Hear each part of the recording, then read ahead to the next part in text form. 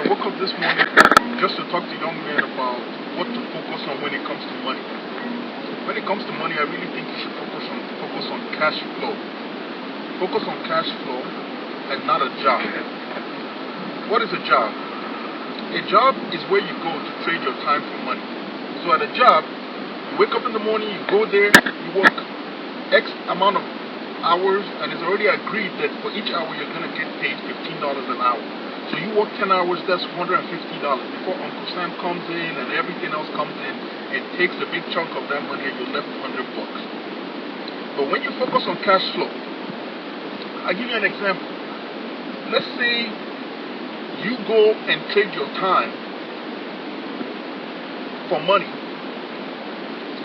and you work 10 hours a day, and we just did the math and that came out to like $100, right? Over the course of 50 days, you're going to end up with $5,000. So let's say 100 days, okay? You're going to end up with $10,000 minus expenses. Let's say you were able to put $5,000 to the side. Your journey towards cash flow ensued. So what do you do from this point? You take that $5,000, you buy an asset. What are examples of assets that you can buy? Instead of buying real estate, in most cases, real estate, $5,000 can't get you a house. Not if you're using like FHA, and sometimes there's all this other stuff about no money down. But what they don't tell you is about all the expenses associated with real estate. I don't want to talk about real estate in this video. What I want to talk about is cash flow. So now let's take a business such as like Turo, or any car rental business, or any business with like a very low barrier of entry. Even something as simple as renting machinery, like one of these diamond cutters that they used to cut concrete. Something like that will cost about $5,000. So let's say you buy the diamond cutter, or you buy Toyota. Let's say a used Toyota with like 120,000 miles for Turo.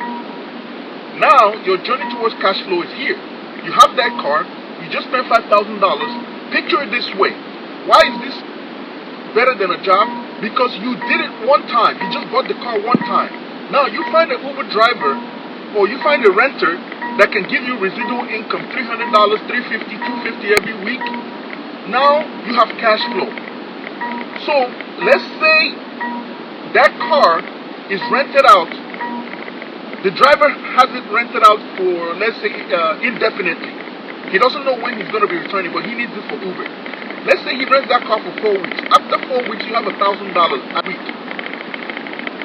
On the 5th week, you can go blow $250, knowing that $250 is coming on the 5th week. So that $250 that you spend is not lost in infinity. It's coming right back. But now let's say you go walk.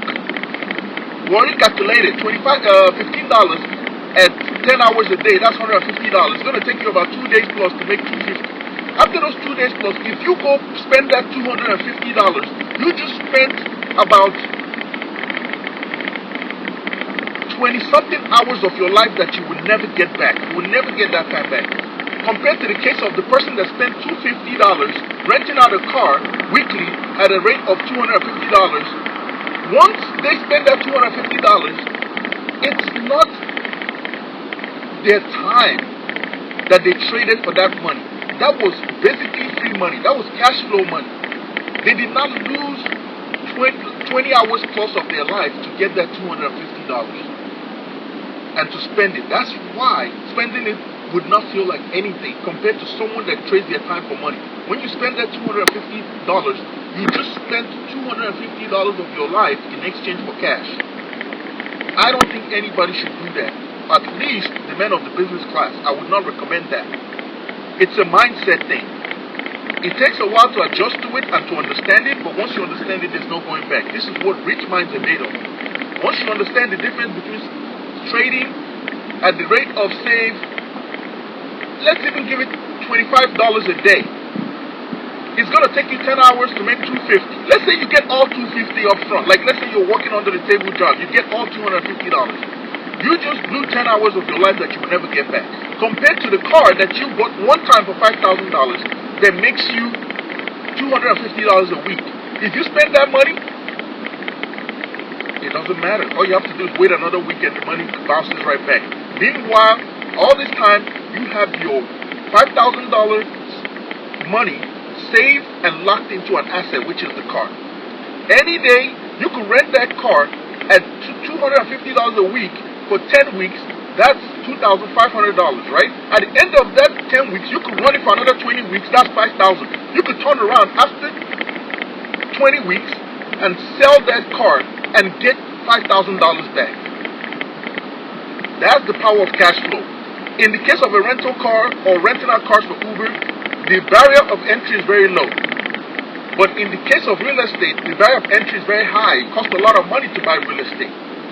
And not only that, the maintenance cost is very high for real estate. For a car that you rent out for Uber, say there's a shock problem, shocks are like $100 or something. You buy real estate, let's say you use the zero money down method and you buy the house. After, say, 365 days times 3, let's say the furnace goes out. It's going to cost a lot of money to replace the furnace. Let's say there's a problem with the foundation. Let's say you have something blocking, like a drainage block. There's a drainage block in the pipe of the house. It's going to cost not $100 to fix it. It's going to cost a lot of money. Now, let's say people come to your house and vandalize the house where you're renting it out and getting cash flow from. It costs a lot of money to fix vandalism problems. So, for the guys that want to be in the business class, at the early stages of your life, you want to focus on businesses that have very low barriers of entry. Businesses that where the cost to enter and the cost to begin cash flow is very low. And one of those businesses is like this car rental business, equipment rentals. There's so many of them, I can't think of them right now. Even something as simple as an e-commerce store where you buy goods and services, have them in a warehouse, and then it just keep getting sold on the website, right? So once you do that, you have to do it one time, and the goods just keep selling over and over again. All you have to do is just go to the post office and ship out. Go to the post office and ship out. So for you guys out there, please, guys of the business class, focus on cash flow.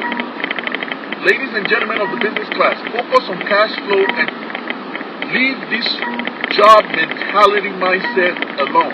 Because what it does, don't get me wrong, having a job, I have nothing against that. Because you have to build your cash flow unit somehow. A job is the most expeditious way to do that.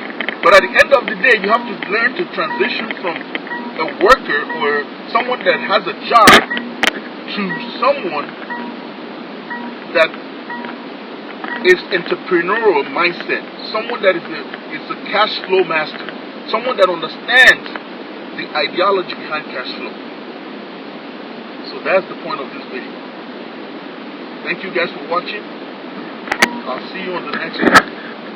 Let's continue the conversation in the comment section.